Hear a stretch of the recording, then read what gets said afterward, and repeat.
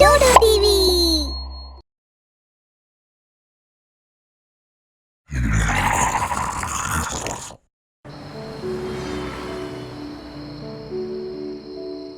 ரிஷிகேஷ்ல weather எவ்வளவு நல்லா இருந்துச்சுலடா.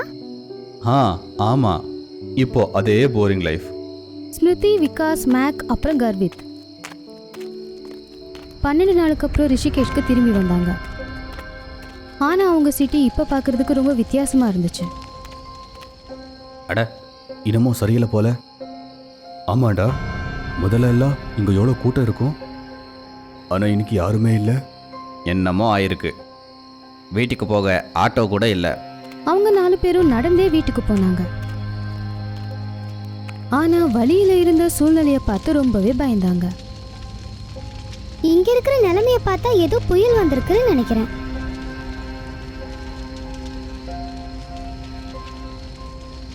அட, என்னவோ ஆயிருக்கு.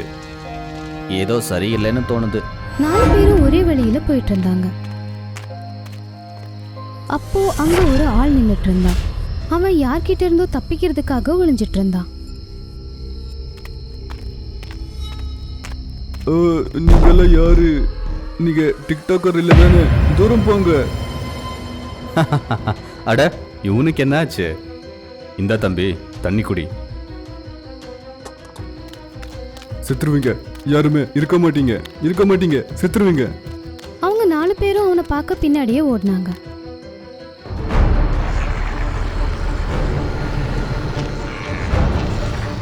அட கடவுளே, என்னடா இது? அட, இது ஏதோ பார்க்க ஹாலிவுட் படம் மாதிரி இருக்கு.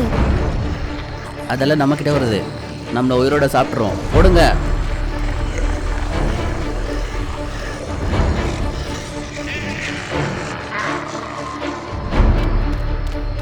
அவங்க 4 பேரும் உயிரை கையில பிடிச்சு அங்கிருந்து ஓடினாங்க.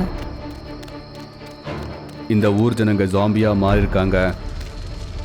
உயிரோட இருக்கிறவங்க சவுத் ஸ்கொயர் லைப்ரரிக்கு போங்க. அட, நம்ம ஊரு என்னதாண்டா ஆச்சு நம்ம ஊருக்கு? டைம் கம்மியாக இருக்கு. நம்ம உயிருக்கே ஆபத்து. நாம சீக்கிரம் சவுத் ஸ்கொயர் லைப்ரரிக்கு போயாகணும். 4 பேரும் உயிரை காப்பாற்றணுங்கிற பயத்தில் அங்கிருந்து ஓட ஆரம்பிச்சாங்க.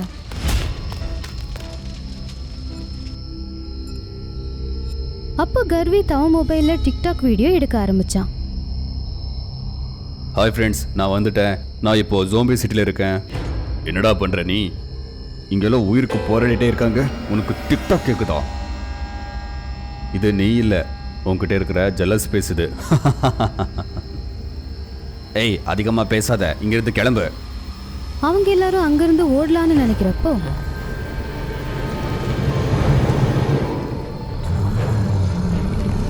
கைஸ், அவனை பாருங்க என்ன நடக்குதுன்னு. எனக்கு என்ன தோணுதுன்னா அந்த ஜோம்பி இவனையும் இன்ஃபெக்ட் பண்ணிடுச்சுன்னு. ஃப்ரெண்ட்ஸ், அவனை தள்ளியே வைக்கலாம், இல்லைனா நம்மளை அவன் சாப்பிட்ருவான். இவனை இங்கே விட்டு போக முடியாது. ஜாம்பி இவனை முழுசாக தின்னுடும். ஃப்ரெண்ட்ஸ், நான் நல்லா தான் இருக்கேன். நான் உங்களை உயிரோடு சாப்பிட போகிறேன். கைஸ், கர்வித் நம்மளுடைய ஃப்ரெண்ட். இந்த மாதிரி சூழ்நிலையில அவனை எப்படி தனியா விட்டுட்டு போறது? டிக்டாக் நண்பர்களே, இதுதான் ஜாம்பி சேலஞ்ச். எல்லா இடமும் ஜாம்பியா மாறிடுச்சு. உயிரோட இருக்கிறவங்க சவுத் ஸ்கொயர் லைப்ரரிக்கு வாங்க.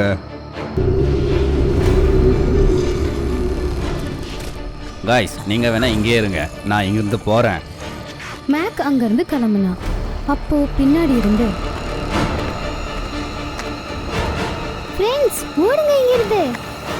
ஜாம்பிஸ் கர்வித்தை சுற்றி வளைச்சிருச்சு. இப்போ மேக், விகாஸ் அப்புறம் ஸ்மிருதி உயிரை கையில் பிடிச்சிட்டு ஓடினாங்க. நாங்கள் 2 பேரும் சின்ன வயசுலேருந்து ஒன்றா தான் இருந்தோம். இப்போ என்னோட நண்பன்.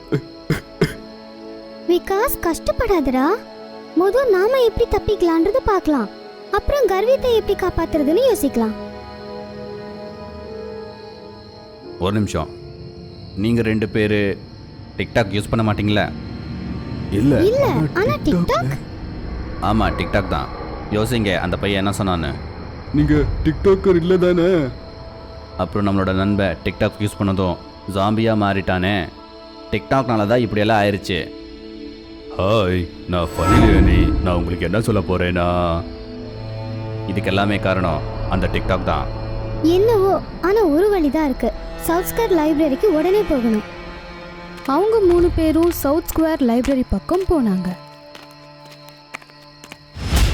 நைட் ஆயிடுச்சு. கொஞ்ச தூரத்துல அவங்களுக்கு ஒரு பெரிய வீடு தெரிஞ்சது. நல்ல வேளை நமக்கு இந்த வீடு கிடைச்சது. உதவி இல்லைனாலும் இன்னைக்கு நைட்டு தங்குறதுக்கு ஒரு இடமாவது கிடைச்சதுல்ல. 3 பேரும் அந்த வீட்டுக்குள்ள போனாங்க. அந்த வீடு காலியா இருந்துச்சு. அங்க பெட் மேல ஒரு மொபைல் இருந்துச்சு. இன்னைக்கு இங்க தூங்கிட்டு விடுறதுக்குள்ள இந்த வீட்டை விட்டு போயிடலாம். கதவு ஜன்னல் எல்லாத்தையும் மூடுங்க. அப்புறம் யாரும் தூங்கக்கூடாது. நைட் எல்லாம் காவல காக்கணும். 3 பேரும் காவலு காக்க ஆரம்பிச்சாங்க. கொஞ்ச நேரம் கழிச்சதுக்கு அப்புறம் விகாஸோட பார்வை அந்த பயங்கரமான ஜாம்பி மேல விழுந்துச்சு. மேக், எந்திரிடா. டேய், எந்திரிடா. மேக் முழிச்சு பார்த்தா. பக்கத்துல ஜாம்பி இருந்ததை பார்த்து ரொம்பவே பயந்துட்டான். அப்போ ஜாம்பி மேக்கை பிடிச்சி அவனுடைய கழுத்தை கடிக்க முயற்சி பண்ணுச்சு. அப்போ ஸ்மிருதி பின்னாடி இருந்த ஒரு கட்டையை எடுத்து ஜாம்பி மேல போட்டான். ஜாம்பி தரையில விழுந்துருச்சு. தலை உடைஞ்சு அங்கேயே செத்து போச்சு. ஃப்ரெண்ட்ஸ், நம்ம இங்க இருக்கிறது அவ்வளோ சேஃப் இல்லை. நாம இங்க இருந்து போயாகணும். வாங்க சீக்கிரம் கிளம்புங்க. 3 பேரும் அந்த வீட்டை விட்டு வெளியே வந்து ஓட ஆரம்பிச்சாங்க. எல்லா இடமும் ரொம்ப இருட்டா இருந்ததுனால 3 பேரும் ஒருத்தங்க கை ஒருத்தங்க பிடிச்சிக்கிட்டு சவுத் ஸ்கொயர் லைப்ரரி பக்கம் போனாங்க. அப்போ திடீர்னு மேக்குக்கு அவன் பக்கத்துல ஏதோ இருக்கிற மாதிரி தோணுச்சு. விகாஸ், பயமுடுத்தாத, கையெடு. டேய், நான் ஒன்றும் பண்ணலையே. மேக் இருட்டுல உத்து பார்த்தான். 3 பேரும் அங்கிருந்து ஓடினாங்க.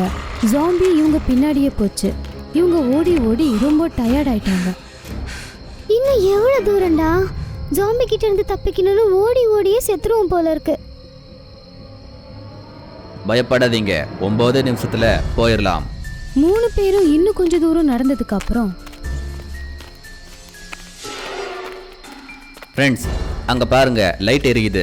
நாம வந்துட்டோம்னு நினைக்கிறேன். 3 பேரும் அந்த வெளிச்சம் தெரிஞ்ச இடத்துக்கு போனாங்க.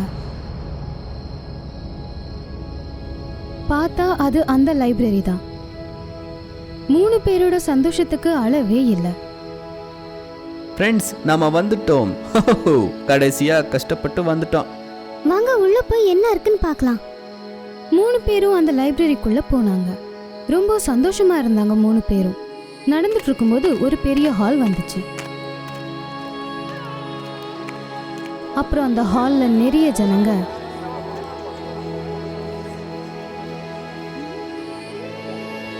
ஹாய் ஃப்ரெண்ட்ஸ், நான் மன்னத். நான் விஜோத். நீங்க எல்லாம் பொழைச்சிட்டீங்க. டிக்டாக் உலகத்துக்கு உங்களை நான் வர வைக்கிறேன்.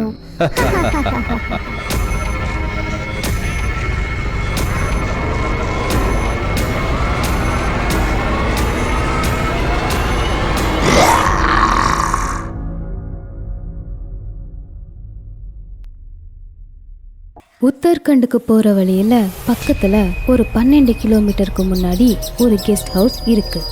அந்த கெஸ்ட் ஹவுஸ் சிட்டியை விட்டு ரொம்ப தூரம் தள்ளி இருந்துச்சு.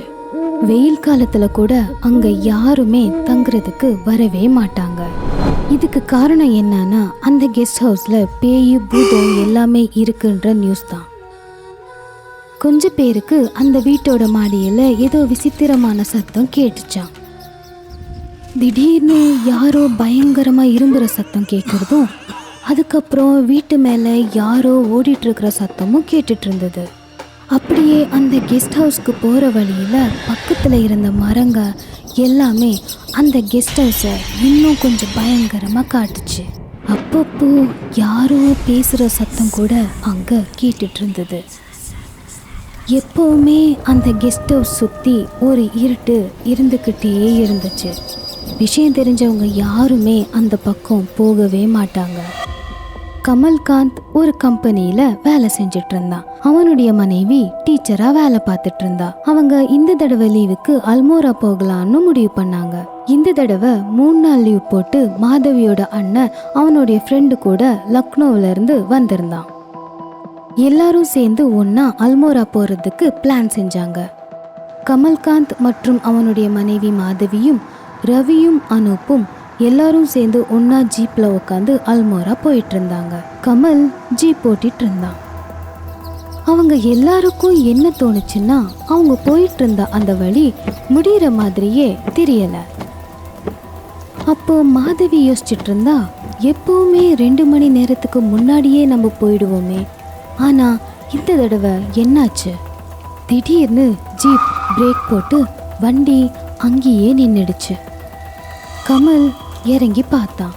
அப்போ அவனுக்கு புரிஞ்சது, வண்டி ஏதோ ரிப்பேர் ஆயிருக்குன்னு. திடீர்னு பயங்கரமா இடி மின்னலோட சேர்த்து மழை ரொம்ப அதிகமா பெஞ்சுது. ஜீப்புக்கு என்னமோ ஆயிருக்கு. இதை ரிப்பேர் பண்ணலான்னு பார்த்தா பக்கத்தில் யாருமே இல்லை. பக்கத்தில் தங்குறதுக்கு ஏதாச்சும் வீடு இருந்துச்சுன்னா அங்கேயே போய் நம்ம தங்கிக்கலாம். ஏன்னா ரொம்ப நைட்டாக இருக்கு, காற்றும் ரொம்ப வேகமாக வீசுது. இப்படி இருக்கும்போது மலைப்பாதையில் போகிறது எனக்கு சரியா படல. இங்கே இருந்து மழை கம்மியானதும் காலையில் போகலாம். மழை ரொம்ப ஜோரா வந்துட்டு இருந்தது. மின்னல் வெளிச்சத்துல தூரத்துல ஒரு வீடு தெரிஞ்சது. அவங்க பக்கத்துல போனதும் அது ஒரு கெஸ்ட் ஹவுஸ்னு தெரிஞ்சது. ஏன்னா அங்க பக்கத்துல கெஸ்ட் ஹவுஸ் அப்படின்னு போர்டு போட்டிருந்தது. எல்லாரும் அந்த கெஸ்ட் ஹவுஸ் பக்கம் போனாங்க. அப்படி போகும்போது அந்த இருட்டுல ஆந்தைகளும் வௌவால்களும் கத்துற சத்தம் கேட்டு ரொம்ப பயந்துட்டாங்க. அந்த மலையில கூட ஒரு கருப்பு பூனை அவங்க எதிரில் வந்து நின்னுச்சு. அதனுடைய கண் பார்க்கறதுக்கு ரொம்ப பயங்கரமா இருந்துச்சு. அங்க இருந்த செக்யூரிட்டி கிட்ட கேட்டப்போ அவங்களுக்கு அங்க தங்குறதுக்கு இடம் கிடைச்சது. செக்யூரிட்டி சமையல்காரனை சத்தம் போட்டு கூப்பிட்டான். செக்யூரிட்டியும் சமையல்காரனும் அவங்க லக்கேஜை உள்ள வைக்கிறதுக்கு உதவி செஞ்சாங்க. சமையல்காரனை பார்க்கும்போது ரொம்ப வித்தியாசமா இருந்தான். மாதவிக்கு அந்த கெஸ்ட் ஹவுஸ் சுத்தி ஏதோ தப்பா நடக்கிற மாதிரி தோணிட்டே இருந்துச்சு. அந்த சமையல்காரனோட கண்ணு ரொம்ப வித்தியாசமா இருந்தது, முகமும் பயங்கரமா இருந்தது. மாதவிக்கு அவனை பார்த்ததும் ரொம்ப பயமாயிடுச்சு. மாதவி கமல் கிட்ட ஏதோ சொல்றதுக்கு முயற்சி செஞ்சுட்டே இருந்தா. ஏன்னா அப்போல இருந்த எல்லார் முகத்திலையும் ஏதோ ஒரு விதமான பயம் தெரிஞ்சுட்டே இருந்துச்சு. கெஸ்ட் ஹவுஸ் ரொம்ப பெருசா இருந்துச்சு, ஆனா ரொம்ப பழசா இருந்துச்சு. ஒரு ரூம்ல ரவி மற்றும் அனூப், இன்னொரு ரூம்ல கமல் மற்றும் மாதவி இருந்தாங்க. சமையல்காரன் டீ போட்டு எல்லாரையும் லாபிக்கு கூப்பிட்டான். எல்லாரும் லாபிக்கு வந்தாங்க. அவங்க இங்க வந்து 5 நிமிஷம் கூட ஆகல. ஆனா சமையல்காரன் அதுக்குள்ள டீ போட்டு கொடுத்து அவனுடைய வேலை பார்க்கறதுக்கு கிச்சனுக்கு போயிட்டான். எல்லாரும் டீ குடிச்சுக்கிட்டே, நாம எல்லாம் இங்க ரொம்பவும் ஜாக்கிரதையா இருக்கணும். கெஸ்ட் ஹவுஸ் எல்லாம் பெருசா தான் இருக்கு, ஆனா பாக்குறதுக்கு ரொம்ப பயங்கரமா இருக்கு. எனக்கு இங்க தூங்குறதுக்கு பயமா இருக்கு. ஏதாச்சும் பேய் பிசாசு வந்து நம்மளுக்கு தொந்தரவு கொடுக்குமோன்னு இந்த பாலா போன மழையால இங்க வந்து உக்காந்துருக்கோம். இப்போ நாம போக கூட முடியாது. பேயாவது பிசாசாவது அதுலலாம் எனக்கு நம்பிக்கையே இல்லை. எனக்கு இந்த வீடை கொடுத்தா நான் இந்த வீட்லயே இருப்பேன். டீ குடிச்சிட்டு எல்லாரும் அவங்கவுங்க ரூமுக்கு போனாங்க. ஆனா ரவி வெளியே போய் செக்யூரிட்டி கிட்ட கேட்டான், நீங்க இங்க எவ்வளவு வருஷமா வேலை பார்க்குறீங்க?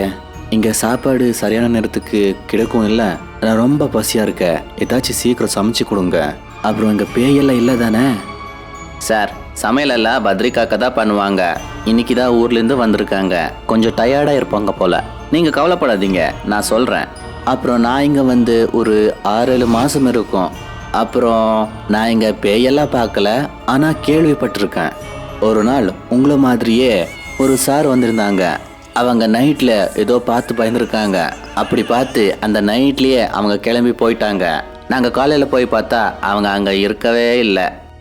சரி, சீக்கிரமாக சமையல் பண்ணித்தாங்க, ரொம்ப பசியாக இருக்குது. தலையும் ரொம்ப பாரமாக இருக்குது. அப்படியே இந்த இடமும் ரொம்ப கொடூரமாக பயங்கரமாக இருக்குது. சீக்கிரம், எங்களுக்கு ரொம்ப டயர்டாக இருக்குது, நாங்கள் தூங்கணும். நைட் எல்லாரும் சேர்ந்து ஒன்றா சாப்பாடு சாப்பிட்டதுக்கு அப்புறம் வெளியே போய் கொஞ்ச நேரம் உட்காந்துருந்து அவங்கவுங்க ரூமுக்கு கிளம்பி போயிட்டாங்க. ரவி அதுக்குள்ள நல்லா தூங்கிட்டு இருந்தான். திடீர்னு ராத்திரி 3 மணிக்கு அனூப் கத்துற சத்தம் கேட்டு எழுந்திருச்சான். நான் உனக்கு என்ன பண்ண? என்னை விட்டுரு. நீ யாரு? எதுக்கு என்ன பிடிச்சி வச்சிருக்க? தயவு செஞ்சு என்னை விட்டுரு. டேய், யாரடா உன்னை பிடிச்சி வச்சிருக்காங்க? எந்திரடா, கண்ணை திறந்து பாருடா. அனூப் தூக்கத்துல இருந்து எழுந்திருச்சான். ரவி ஓடி போய் லைட் போட்டான். அப்போ அனூப் மறுபடியும் கத்துனான். டேய் அங்க பாரு, ஜன்னல்கிட்ட யாரோ இருக்காங்க. அவ என்னையே பார்த்துட்டே இருக்கா. ரவி ஜன்னல் பக்கமா பார்த்த உடனே கடகடான்னு நடுங்க ஆரம்பிச்சிட்டான். ஏன்னா ஒரு பயங்கரமான உருவம் ஜன்னல் பக்கத்துல நின்னுட்டு இருந்தது. அதோட கண்ணு நெருப்பு மாதிரி எரிஞ்சுக்கிட்டு இருந்தது. உடனே 2 பேரும் பயந்து போய் கதவை திறக்க முயற்சி பண்ணாங்க. ஆனா கதவு வெளியே இருந்து யாரோ பூட்டியிருந்தாங்க. ரவி ஜோரா கத்துனா. அப்போ பக்கத்துல அறையில இருந்த எல்லாரும் ஓடி வந்து கதவை இடிச்ச போது கதவு உடனே திறந்தது. எல்லாரும் உள்ள வந்து பார்த்த உடனே ஏதோ விசித்திரமான சத்தம் கேட்டுச்சு. அந்த சத்தம் எப்படி இருந்துச்சுன்னா யாரோ உள்ள இருந்து வெளியே ஓடுற மாதிரி கேட்டுச்சு. உடனே மாதவி ஜன்னல் வழியா போய் எட்டி பார்த்தா. ஆனா அங்க யாருமே இல்லை. அந்த வீட்டோட அக்கப்பக்கத்துல வேற எந்த வீடுமே இருக்கல. ரூம்ல எரிஞ்சிட்டு இருந்த லைட் வெளிச்சத்துல அங்கிருந்த ஒவ்வொரு சின்ன சின்ன பொருட்களோட நிழல் கூட ரொம்ப பயங்கரமா தெரிஞ்சது. நிறைய நேரம் வரைக்கும் எல்லாரும் சோஃபால உட்காந்து பயந்து நடுங்கிட்டு இருந்தாங்க. மாதவி ஜன்னல் பக்கத்துல நின்னுட்டு இருந்தா. அப்போ கடிகாரத்துல இருந்து டிக் டிக் சத்தம் கேட்டுக்கிட்டே இருந்துச்சு. அப்போ வெளியே ஏதோ விசித்திரமான சத்தம் கேட்டுச்சு. யாரோ கதவை தட்டுற சத்தம் கேட்டு எல்லாரும் பயந்துட்டாங்க. ஏதோ ஒரு விசித்திரமான சத்தம் கெஸ்ட் ஹவுஸ் எல்லாம் கேட்டுட்டு இருந்துச்சு. அதுக்கப்புறம் கதவு தானா திறந்துச்சு. அப்போ அங்க உட்காந்துருந்தவங்க திடீர்னு குளிர்ல நடுங்க ஆரம்பிச்சாங்க. ஏற்கனவே ரவி ரொம்ப பயந்து போயிருந்தான். அவங்க உட்காந்துருந்த சோஃபால யாரோ உட்காந்த மாதிரி ஆச்சு. எல்லாரும் ரொம்ப பயந்துட்டாங்க. திடீர்னு கரண்ட் போயிடுச்சு. அப்போ அந்த கெஸ்ட் ஹவுஸ்ல இருந்த கதவு ஜன்னல் எல்லாமே தானாவே படபடான்னு அடிச்சுக்குச்சு. கொஞ்ச நேரம் கழிச்சு கரண்ட் வாபஸ் வந்துச்சு. அப்போ அங்க ஏதோ விசித்திரமான சத்தம் கேட்டு எல்லாரும் பயப்பட ஆரம்பிச்சாங்க. மேலே இருந்து கொஞ்சம் ரத்தம் கீழே வந்து விழுந்துச்சு. மாதவி ரொம்ப பயந்துட்டா. இல்ல, இனிமே இங்க இருந்தா நம்ம உயிருக்கு ஆபத்து. வாங்க எல்லாரும் நம்ம பொருளை எடுத்துட்டு போயிடலாம். வேற ஹோட்டலுக்கு போய் தங்கலாம். ஆனா எப்படி போறது? வண்டி இன்னும் சரியாகலையே. ஐயோ. ரூம்குள்ள போறதுக்கு யாருக்குமே தைரியம் வரவே இல்லை. அப்போ ஒரு ரூம்ல யாரோ துப்பாக்கி சுடுற சத்தம் கேட்டு எல்லாரும் அந்த பக்கம் போனாங்க. அங்க போய் பார்த்தா ஒரு பூனை அடிபட்டு இறந்து கிடந்தது. அதோட உடம்புல ரத்தம் சொட்டிட்டே இருந்துச்சு. இதை பார்த்த மாதவி பயத்துல அங்கேயே மயக்கம் அடைஞ்சிட்டா. எல்லாரும் அவளுடைய மயக்கத்தை தெளிய வைக்க ரொம்ப முயற்சி பண்ணிட்டு இருந்தாங்க. கொஞ்ச நேரத்துல அவளுக்கு முழிப்பு வந்துச்சு. அப்போ மணி 5 இருந்தது. அப்போ கதவை திறந்துக்கிட்டு சமையல்காரன் உள்ள வந்தான். அவனை பார்த்ததும் எல்லாருக்கும் கொஞ்சம் பரவாயில்லன்னு தோணுச்சு. ஆனா மாதவிக்கு மட்டும் ஏதோ தப்பா தோணுச்சு. சமையல்காரன் பக்கத்துல வந்தான். அவன்கிட்ட எல்லாரும் நடந்த எல்லாத்தையுமே சொன்னாங்க. உடனே அவன் அந்த ரூமுக்கு போனான். சார், அந்த மாதிரி இங்க ஒண்ணுமே இல்ல. அது ஏதோ பூனையா இருக்கணும், இல்லைன்னா ஏதோ மிருகமா இருக்கணும். அங்க போய் பார்த்தப்போ அப்படி எதுவுமே நடக்கல. மெழுகு வச்சு எரிஞ்சுக்கிட்டு இருந்துச்சு. அதுக்குள்ள விடிஞ்சிருச்சு. சமையல்காரன் வந்ததுனால எல்லாருக்கும் கொஞ்சம் தைரியம் வந்துச்சு. ரவி வெளியே போய் செக்யூரிட்டி கிட்ட பேசிட்டு இருந்தான். சார், நைட்டில் நான் இங்கேருந்து போனேன். அப்போது இந்த கெஸ்ட் ஹவுஸோட பழைய செக்யூரிட்டியை மீட் பண்ணேன். அப்படியே பேசிக்கிட்டே சொன்னாங்க, அவங்க இந்த கெஸ்ட் ஹவுஸில் கொஞ்சம் வருஷமாக வேலை பார்த்தாங்களாம். அவங்க இந்த கெஸ்ட் ஹவுஸ் பற்றி ஒரு பயங்கரமான விஷயத்த சொன்னாங்க. அவங்க சொன்னாங்க, இந்த கெஸ்ட் ஹவுஸில் புருஷ பொண்டாட்டி 2 பேர் இருந்தாங்களாம். 4 நாள் தான் இருந்தாங்களாம். எப்போ பார்த்தாலும் சண்டை போட்டுட்டே இருந்தாங்களாம். அவனோட பொண்டாட்டிக்கு வேற ஒருத்தனோட தொடர்பு இருந்துச்சான். அதான் அவங்களோட சண்டைக்கு காரணமா. ஒரு நாள் அவனோட பொண்டாட்டி வேலை விஷயமா வெளியே போனான். அப்போ அந்த புருஷன் ஷூட் பண்ணிக்கிட்டு செத்துட்டான். அப்போலேருந்து அவனோட ஆத்மா இந்த கெஸ்ட் ஹவுஸ்லேயே சுத்துதுன்னு சொல்றாங்க. இது எல்லாத்தையும் கேட்டு அவங்க எல்லாருமே ரொம்பவே பயந்துட்டாங்க. உடனே அவங்க லக்கேஜை எடுத்துட்டு கிளம்பி வண்டியில போய் உக்காந்தாங்க. சார், இந்த ராடை உங்களோட வண்டியில் வச்சுக்கோங்க. இல்லைனா இங்கிருந்து நீங்கள் போகவே முடியாது. பேய் பிசாஸ் எல்லாம் உலோகத்தை பார்த்தா ரொம்ப பயப்படும். கெஸ்ட் ஹவுஸில் இந்த மாதிரி நிறைய வச்சுருக்காங்க. ஆனால் இந்த மாதிரி விஷயங்களை நான் இப்போதான் தடவை பார்த்துட்டே இருக்கேன். கமல் வண்டியை ஸ்டார்ட் பண்ணப்போ அது உடனே ஸ்டார்ட் ஆச்சு. அவங்களுக்கு ஒன்றுமே புரியலை. ராத்திரி இந்த வண்டிக்கு என்ன ஆச்சு? அவங்க அந்த ஜீப்புக்கும் ஆத்மாவுக்கும் ஏதாவது சம்மந்தம் இருக்குமோன்னு யோசிச்சுட்டு இருந்தாங்க. வண்டி போயிட்டே இருந்துச்சு. இன்னும் 10 கிலோமீட்டர் தான் இருக்கு. அவங்க கெஸ்ட் ஹவுஸை விட்டு வந்துட்டு இருந்தப்போ அவங்க வண்டிக்கு முன்னாடியே 8 அடியில ஒரு கருப்பான உருவம் அவங்க வண்டி கூடவே பறந்து வந்துச்சு. அவங்க அதை பார்த்து ரொம்பவே பயந்துட்டாங்க. சரியா வண்டி ஓட்ட முடியாம ஆடிட்டே வண்டி ஒரு இடத்துல வந்து நின்றுச்சு. அவங்க எதிரில் நின்றுட்டு இருந்த அந்த உருவத்தை பார்த்து ஐஸ் கட்டி மாதிரி உறைஞ்சி போயிட்டாங்க. கமல் டிரைவர் சீட்டில் உட்காந்துட்டு இருந்தான். ஆனால் வழியில் அந்த பேய் குறுக்க நின்றுட்டு இருந்தது. அப்போ திடீர்னு யாரோ பின்னாடி கத்துற சத்தம் கேட்டு எல்லாரும் திரும்பி பார்த்தாங்க. நில்லுங்க சார், நில்லுங்க. செக்யூரிட்டி அப்புறம் சமையல்கார 2 பேரும் சைக்கிள் ஓட்டிகிட்டே வந்துட்டு இருந்தாங்க. அவங்க 2 பேரும் ரொம்ப பயந்து போயிருந்தாங்க. சார், என்னமோ தப்பா இருக்கு. பத்ரிகாக்கா 15 நாள் லீவ்ல போயிருந்தாங்க. திரும்ப வந்ததும் கெஸ்ட் ஹவுஸுக்கு வந்தாங்க. அவங்க கேட்டாங்க யாராச்சும் கெஸ்ட் வந்தாங்களான்னு. அப்படியே சாப்பாடு யார் பண்ணாங்கன்னு கேட்டாங்க. அப்போ எனக்கு கரண்ட் அடிச்ச மாதிரி ஆயிடுச்சு. அப்படின்னா அது யாரு? நான் ரொம்ப பயந்துட்டேன். நான் ஒரு நாள் ஃபுல்லா ஒரு பேயோட இருந்திருக்கேன். நாங்க யாரு பத்ரிகாக்கான்னு நினைச்சோமோ அது பத்ரிகாக்கா இல்ல, அது பேய். அதை சொல்லத்தான் வந்தேன். அவன் சொன்னதை கேட்டதும் எல்லாருக்கும் ஒரு நிமிஷம் இதயம் நின்ன மாதிரி ஆயிடுச்சு. அவங்க எல்லாரும் செக்யூரிட்டியை அந்த கெஸ்ட் ஹவுஸ்ல விட்டு வர்றதுக்கு கிளம்புனாங்க. அப்படின்னா அது யாரு? நான் இனிமே இங்க ஒரு நிமிஷம் கூட இருக்கவே மாட்டேன். அது எந்த ரூபத்துல வருமோ யாருக்கு தெரியும்? உனக்கு தெரியும் தானே பத்ரிகாக்கா ஊரை விட்டு போயிருக்காங்கன்னு. அப்புறம் எப்படி அன்னைக்கு நீ அவங்கள கூப்பிட்ட? நானு பத்ரிகாக்கா திரும்ப வந்துட்டாங்கன்னு நினைச்சேன். ஆனா அவங்க இன்னைக்கு தான் வரணும். ஆனா அவங்க சொன்னாங்க நேத்து அவங்களோட பஸ் மிஸ் பண்ணிட்டாங்களாம். அதனால ராத்திரி பஸ் பிடிச்சி இப்பதான் இங்க வந்திருக்காங்க. செக்யூரிட்டியை அங்க விட்டுட்டு எல்லாரும் வண்டியில வந்து உக்காந்தாங்க. கமல் வண்டியை ஸ்டார்ட் பண்ணதும் வண்டி உடனே ஸ்டார்ட் ஆயிடுச்சு. எல்லாரும் ஒரு நைட் ஃபுல்லாக அந்த கெஸ்ட் ஹவுஸில் தங்கியிருந்தாங்க.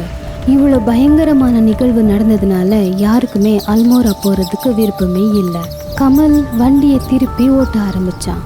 அப்போ எல்லாரும் ரொம்ப பயந்து போயிருந்தாங்க. ஏன்னா மறுபடியும் இந்த மாதிரி நடக்குமா அப்படின்னு நினச்சி. இன்னிலிருந்து எங்காச்சும் போகிறதுக்கு முன்னாடி அதை பற்றி நல்லா தெரிஞ்சுக்கிட்டு தான் போகணும். நல்லபடியா நாம தப்பிச்சு வந்துட்டோம். உயிரோட இருந்தா எவ்வளவு வேணாலும் சம்பாதிச்சுக்கலாம். ஆனா உயிர் இல்லைன்னா ஒண்ணுமே பண்ண முடியாது. லீவு போட்டதுனால இருந்த சந்தோஷம் எதுவுமே இப்போ இல்லை. ஏன்னா அவங்க லைஃப்ல மறக்க முடியாத மாதிரி ஒரு நிகழ்வு நடந்திருந்தது. அவங்க எல்லாரும் அவங்க வீட்டுக்கு போனதுக்கு அப்புறம் தான் நிம்மதியா மூச்சு விடவே ஒரு கிராமம் இருந்துச்சு. ஆனா அந்த கிராமத்து ஜனங்க ஞாயிற்றுக்கிழமையான வெளியே வர பயந்துட்டு இருந்தாங்க. ஏன்னா அந்த கிராமத்துல ஒரு இனிப்பு விற்கிற பேய் இருந்துச்சு. அந்த பேய் எப்போ இனிப்பு எடுத்துட்டு வந்தாலும் அந்த இனிப்போட மனம் ஊரெல்லாம் பரவும். அந்த இனிப்போட மனம் அங்கிருந்த எல்லாரையும் ஈர்த்துச்சு. அதுக்கப்புறம் அந்த இனிப்பை விற்கிறவன் எல்லாரையும் கூட்டிட்டு போய் அவனுடைய இனிப்பு கடையில வச்சு கொன்னுடுவான்.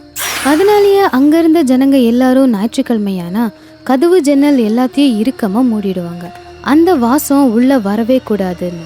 ரமேஷ் 15 வருஷம் கழிச்சு அவங்க பாட்டியை பார்க்கறதுக்காக ஊருக்கு வந்திருந்தான். அவன் சின்ன வயசுலயே சிட்டிக்கு போயிருந்தான். பாட்டி, நான் என்னோட ஃப்ரெண்ட்ஸை பார்க்க போறேன். சரி, ஆனா சீக்கிரம் வந்துடு. சரி பாட்டி, நீ ஒன்றும் கவலைப்படாத. நான் இன்னும் சின்ன குழந்தை இல்லை பாட்டி. டேய், நீ எவ்வளோ பெரியவனானாலும் எனக்கு இன்னும் நீ குழந்தை தாண்டா. அதுக்கப்புறம் ரமேஷ் வீட்டை விட்டு வெளியே வந்து அவனுடைய நண்பர்களை பார்க்கறான். ஏ அண்ணா, ராஜு, ஏ பப்ளு, ரொம்ப நாளாச்சு உங்களை பார்த்து. நாளைக்கு எங்கேயாச்சும் போகலாம். எப்படி இருந்தாலும் நாளைக்கு சண்டே தானே, உங்களுக்கெல்லாம் லீவ் இருக்கும். இல்லை இல்லை இல்லை, நாளைக்கு நாம எங்கவும் போகக்கூடாது. ஆனால் ஏன்? கிராமத்துல இனிப்பு விற்கிற ஒரு பேய் இருக்கு. அந்த பேயோட இனிப்பு வாசம் யாருக்காச்சும் வந்துச்சுன்னா அவங்க செத்துருவாங்க. அதனால நீயும் தூங்கும்போது கதவு ஜன்னல் எல்லாம் மூடிக்கிட்டு தூங்கு, சரியா? வா சகோதரா, வீட்டுக்கு போலாம் வா. இப்படி சொல்லி ராஜுவும் பப்ளுவும் அங்கிருந்து கிளம்பிடுவாங்க. அட, இவங்க என்னதான் பேசுறாங்க? இதோ இனிப்புன்னு சொல்றாங்க, பேயின்னு சொல்றாங்க. என்ன இது? ஆனா இவங்க கொஞ்சம் உறுதியா சொல்றாங்களே. சரி சரி, அப்படின்னா பாட்டிக்கிட்ட கேட்கலாம். அதுக்கப்புறம் ரமேஷ் வீட்டுக்கு வந்து பாட்டி கிட்ட அவனுடைய நண்பர்கள் சொன்ன எல்லாத்தையும் சொன்னான். பாட்டி, இன்னைக்கு என்னோட ஃப்ரெண்ட்ஸ் ரொம்ப விசித்திரமாக பேசிட்டு இருந்தாங்க. ஏதோ இனிப்பு பேயின்னு சொல்லிட்டு இருந்தாங்க. என்ன பாட்டி அது? ரமேஷ் இனிப்பு விற்கிற அந்த பேயை பத்தி நிறைய தெரிஞ்சுக்க விரும்பினான். ஆனா பாட்டி நடுவுலயே அவனுடைய பேச்சை நிப்பாட்டினாங்க. நாம இதை பற்றி இன்னொரு நாள் பேசலாம். இப்போ ரொம்ப நேரம் ஆயிடுச்சு, நீ போய் தூங்கு. அதுக்கப்புறம் ரமேஷ் அவனுடைய ரூமுக்கு போனான். ரமேஷ் அந்த இனிப்பு பூதத்தை பத்தி எல்லாரும் சொன்னதை நம்பவே இல்லை. அதனால ஜன்னல் சாத்தாம அப்படியே படுத்தான். கொஞ்ச நேரத்துல இனிப்பு விற்கிற பூதம் கையில இனிப்பை எடுத்துக்கிட்டு கிராமத்துல வலம் வந்துச்சு. கிராமத்து ஜனங்களை, கதவை திறந்து என்னையும் கொஞ்சம் பாருங்க. நான் உங்களுக்காக தான் இந்த இனிப்பெல்லாம் எடுத்துட்டு வந்திருக்கேன். வாங்க வாங்க. ஆனா யார் வீட்டு கதவு ஜன்னலும் திறக்கவே இல்லை. ஒன்றும் பரவாயில்ல, இன்னைக்கு யாரு சாகுறாங்கன்னு நானே பார்க்குறேன். இன்னைக்கு யாராச்சும் ஒருத்தர் மாட்டாம போயிடுவாங்களா? சரி, பார்க்கலாம் அது யாருன்னு. அப்போ அந்த பூதம் ரமேஷ் வீட்டு ஜன்னல் திறந்திருந்ததை பார்த்துச்சு. அதுக்கப்புறம் இனிப்போட மனம் ரமேஷோட ரூமுக்கு போனதும் ரமேஷ் அந்த இனிப்பு வாசத்துக்கு ஈர்க்கப்பட்டு எழுந்திருச்சான். ஆஹா, என்ன ஒரு நறுமணம்! இனிப்போட நறுமணமே இப்படி இருக்குன்னா அந்த இனிப்பு எவ்வளோ டேஸ்டா இருக்கும். ரமேஷ் அந்த இனிப்போட வாசத்துக்கு ஈர்க்கப்பட்டு வெளியே வந்தான். வெளியே வந்த ரமேஷை பார்த்ததும் அந்த பூதம் அவனை அப்படியே தூக்கிட்டு அதோட கடைக்கு கூட்டிட்டு போயிடுச்சு. எப்படியோ ஒரு வேட்டை கிடைச்சிருச்சு. இது எல்லாத்தையும் பார்த்த ரமேஷ் காஞ்ச இலை போல நடுங்க ஆரம்பிச்சிட்டான். என்னை விட்டுரு, என்னை கொண்டுடாத. நான் தெரியாம இங்க வந்துட்டேன். என்னை விட்டுரு, என்னை போக விடு. நான் தெரியாம என்னோட ஜன்னலை திறந்து வச்சு தூங்கிட்டேன். நான் வேணா உன்னோட கடையில வந்து நான் எல்லா வேலையும் பார்க்குறேன். இல்லை இல்லை இல்லை, அப்படியெல்லாம் இல்லை. இந்த கிராமத்து ஜனங்களை எல்லாரையும் கொல்ற வரைக்கும் எனக்கு அமைதி கிடைக்கவே கிடைக்காது.